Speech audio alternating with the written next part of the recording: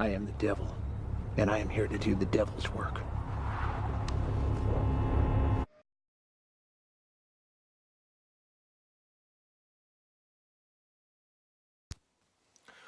What's up, guys? Welcome back to Reject Films. Back with some Wild Eye releasing reviews for you guys. Haven't done any of these in quite some time. I guess I just recently uploaded a video where I got another package from them of 7 DVDs.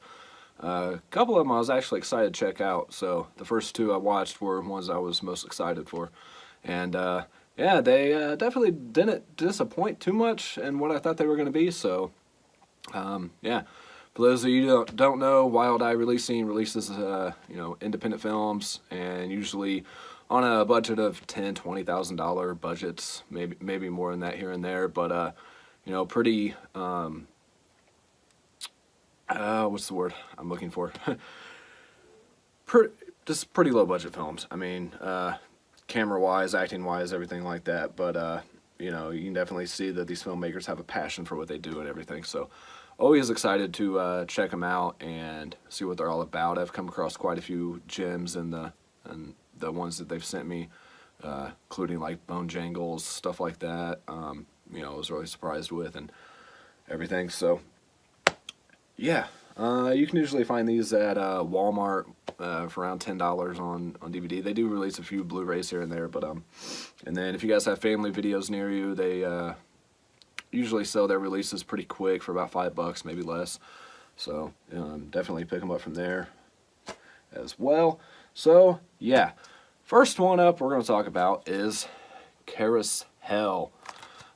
This one I was most excited for, and it definitely delivered in the cheesy, fun, good time I was expecting. So this one is only 70 minutes long. So if you guys are looking for something to watch that's just completely bizarre, out there movie to watch with friends and stuff like that, this is definitely one of those movies. I mean, you don't go into these movies expecting any Academy Award performances or anything like that. So like I say, if you're looking for a cheesy, fun, good time, this is definitely the one to watch so far out of this batch of films that they sent to me. Pretty much just a carousel horse who's had enough. You got this brother and sister who the sister just wants to go to this party. The kid wants to go to the park, the amusement park there, and she's just not really having it. And he finally gets to ride his carousel ride. He's picking his nose, wiping on the unicorn, just being nasty to it, and that's where the unicorn just draws the line and comes alive. So they leave the amusement park there. The carousel unicorn comes alive, wreaks havoc within the park there, and starts on his mission to find this kid and seek his revenge on this kid, because that's who pushed him to his limit. And along the way, you have this I guess his name is Cowboy Cool, is this character in the amusement park there with this giant mask. I don't really know how it's a cowboy, but hey, whatever. So they eventually, on their way to going to this party, there's a scene with a couple having a nice little romantic picnic, and the unicorn just appears and wreaks havoc on that couple as well. And it was kind of odd. It was like daytime, and then suddenly it was just dark, and within minutes, I don't know. But I'm not going to be too picky about films like this. Whatever. But they finally get to the house where the party is, and you have a couple there that's really big into unicorns. The guy is actually like a big fan of some show involving unicorns, kind of like being a brony, I guess, with the My Little Pony thing, but this would be in the unicorn sense. And the unicorn just rings the bell and walks right into the party, and he's getting drunk and partying with people in there and having a good time and puking and all this stuff. And at the same time, you also have this pizza guy who's involved with this group of people. And the whole time he's just kind of wanting his money and get the hell out of there. And this chick's like hitting on him the whole time. He's not comprehending any of it. It's kind of, the back and forth with them was actually pretty funny. He was probably the best actor in the whole movie, to be honest with you. Yeah, and then actually later on they realized that, you know, this unicorn is real, and they're like, holy shit, you know, what do? We got to get out of here. And there's also a really weird, kind of disturbing sex scene between the unicorn and a female partner. Yeah, wasn't really sure what to make of that. It was kind of strange. You know, the things people come up with in these movies, but so eventually the cowboy cool character comes and tries to destroy this unicorn. He believes he's the only one that can take control of him and take him out and everything. So I will say the kills were actually pretty entertaining. Actually pretty gruesome in some of them, but like they spent all their money on the kills there. I don't know. But especially the one towards the end, before the credits there, or the first ending, I guess. I think it was actually, I don't know where I'm going with this, but the first kill at the end of the movie, yeah, with the eyes of the unicorn. If you guys have seen the movie, you know what I'm talking about. That was actually a really cool kill. The ending was pretty good too. Kind of expected, kind of not, but overall, I mean, I had a great time with this one. Definitely recommend checking this one out if you guys are just looking for a cheesy, fun, good time. I mean, the unicorn is just like moving along on its own, and you know, it talks and everything, but nothing moves. I mean, on the unicorn itself, you just hear like an inside voice and everything. But like I say, the kills alone are worth checking this out. Definitely had a good time. So, yep, Caroushell from 2018. I've seen some other people picking this up in Facebook groups. So there's the disc art as well. Yeah, you can see the back there as well. Cheesy, fun, good time. Definitely. I mean, like I say, they're like $10 brand new at Walmart and stuff. So if you guys want to check it out, definitely grab it. I mean, all right, move on to something a little more serious here. I kind of took notes on these. I don't really know why. There's not a whole lot to either one of these films, but this is another one I was really looking forward to checking out. Heard mixed things about it. Some people say it was a real letdown. Some other people enjoyed it. I don't really know how this got like a 7.1 or something on IMDb, but you know, whatever. That is Bonehill Road, directed by Todd Sheets, who I guess is real big in the horror community. I hadn't heard of him until this, to be honest with you. I mean, as many conventions and stuff as I've went to, and as many underground, low-budget films as I've seen, I figured I would have known this name, but I didn't. So I guess this was a big letdown for a lot of his fans, though. But other people seem to enjoy it. This film pretty much, it starts out with a abusive father. In the opening scene, the acting is pretty bad in that opening scene, and it might turn a lot of people away right off the bat. But definitely stick with it. It does get better. You have a mother and daughter who the mother is abused by the husband there, and he's kind of trying to being a little aggressive with the daughter as well. So the mother takes him out. Just knocks him out, and then them two are on the run trying to get away from him, and along their way they're taking Bonehill Road, and they are attacked by some kind of animal creature. They're not really sure what's going on. Attacks one of their tires, and eventually the tire blows out. They get in a crash, and they're stranded here on Bonehill and Woof. Interesting intersection there to be stranded at. So they're stuck there. Of course, you know, as it always happens in movies, the cell phone reception, the cell phone is dead, the cell phone, whatever, can't use the damn phone. Always seems to be the case in this kind of movie, which you gotta do something just to kind of eliminate that that cell phone usage and take it back to the old days where you didn't have a phone. So you're stranded on your own.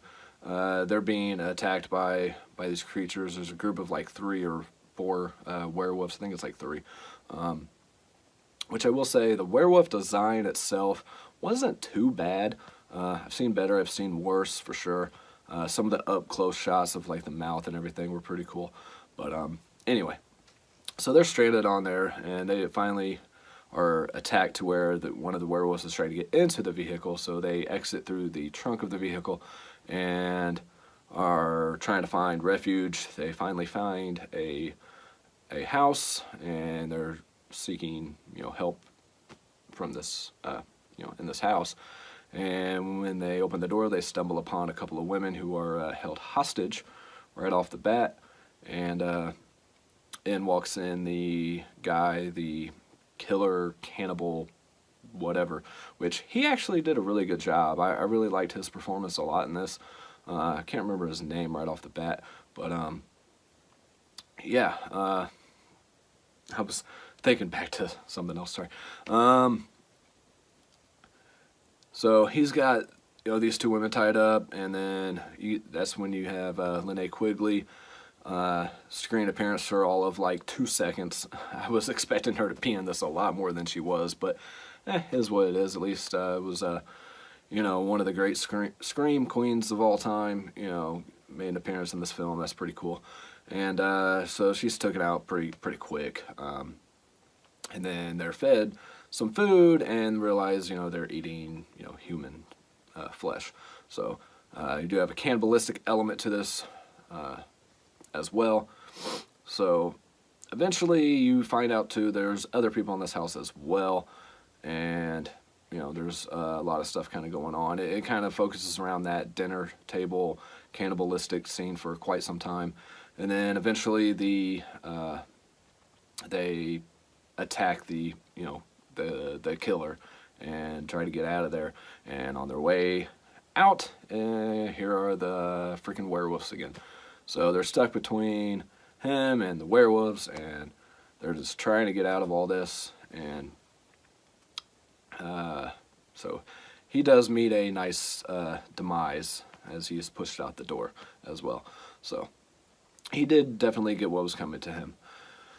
Alright, and then we go to, suddenly the grandpa appears, who, that's where they were going to, when they left the house originally, was going to see her grandpa and stay with him and get out of that abusive environment that they were in. And somehow he figures out where the hell they are. I have no idea how he figured that out, but, you know, I mean, he comes across their car and just figures they must be in this house. So he honks the horn, scares away the werewolves for a little bit, and then the werewolves are trying to get into the house. They're trying to board up the house, and then they do get in, so now they're trying to get out, and everything like that. It just becomes, you know, mass confusion, and everybody kind of panicking. There is a point in time where one of the women in the house is transformed into a werewolf as well. Probably one of the worst transformation scenes I've ever seen, transforming into a werewolf there. But, I mean, whatever. I will say there was a lot of gruesome stuff in this film. I mean, definitely, you know, obviously fake, but still practical effects and, you know, just kind of gruesome. Especially if you guys aren't used to seeing a lot of flesh being torn apart and everything like that. It may be a little uneasy to watch at times. But yeah, so now one of the women is a werewolf and everything like that. They finally get out of the house, and they pretty much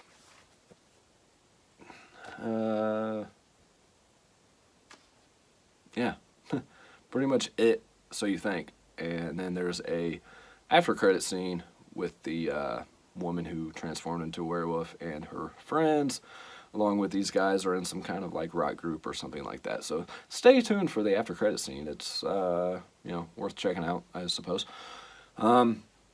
Overall though, I mean, I can see why a lot of people liked it, because it was kind of a throwback and homage to like 80s horror, you know, just everything like that. I think if it had better acting than a couple of them, I will say the daughter was probably the best actor, along with the main killer, who they actually came across earlier in the film at a rest stop.